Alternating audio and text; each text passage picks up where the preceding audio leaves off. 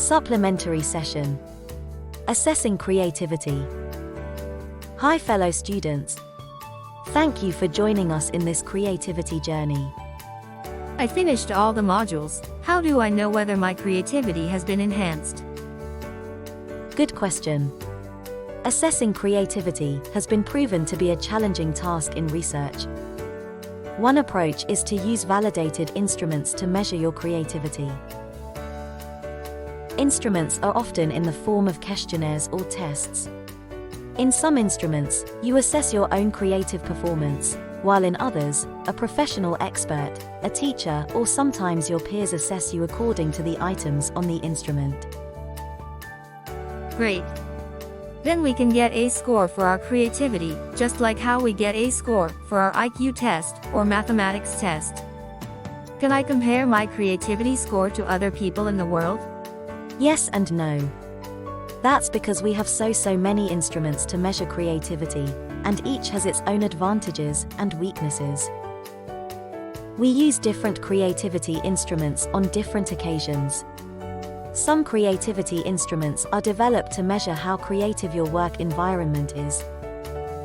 Some creativity instruments are developed to measure how creative your writing is. Some are developed to measure creativity as a personality trait. For advanced learners, you may refer to this review article and find out more about different types of creativity instruments. For those who are interested, you may check out one of the most well-known instruments are the Torrance tests of creative thinking. But still, there is no consensus on the validity of these instruments. There are also concerns about whether creativity should be judged and measured. Another common approach is to use rubrics. Rubric means a scoring guide, or a set of criteria. It often includes a rating scale at the top, indicating different levels of creative performance, say from poor to excellent.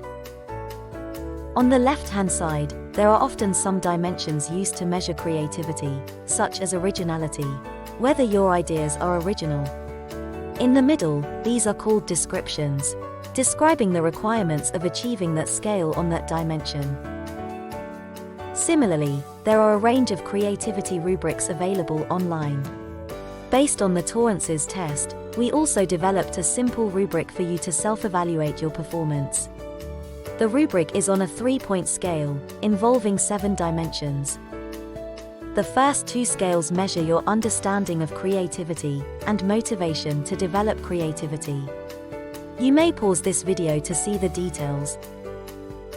The next 3 dimensions are originality, flexibility, and fluency. Originality refers to the uniqueness of your ideas.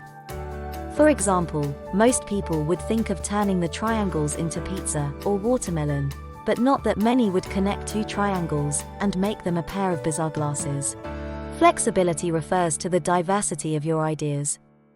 As we mentioned, drawing 3 triangles which are all food is different from drawing 3 triangles representing a wide range of objects. Fluency is the quantity of your ideas.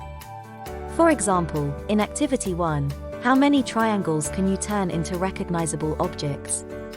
In Activity 3, how many uses of chopsticks can you think of? In the last 2 dimensions, elaboration refers to whether you can clearly explain your creative ideas, and openness refers to whether you are willing to have an open mind and learn from trial and errors. The purpose of this simple rubric is not to rigorously measure your creativity, but to provide you with some dimensions to start with, to reflect on your creativity skills. You may log into Yokel for more rubrics. Finally, here are some questions for you to reflect on. 1. Based on the rubric we offered, how would you evaluate your creative performance? What's your plan to improve? 2. What are some strengths and weaknesses in terms of assessing creativity with rubrics? This is the end of our creativity training. Stay tuned for more training of holistic competencies.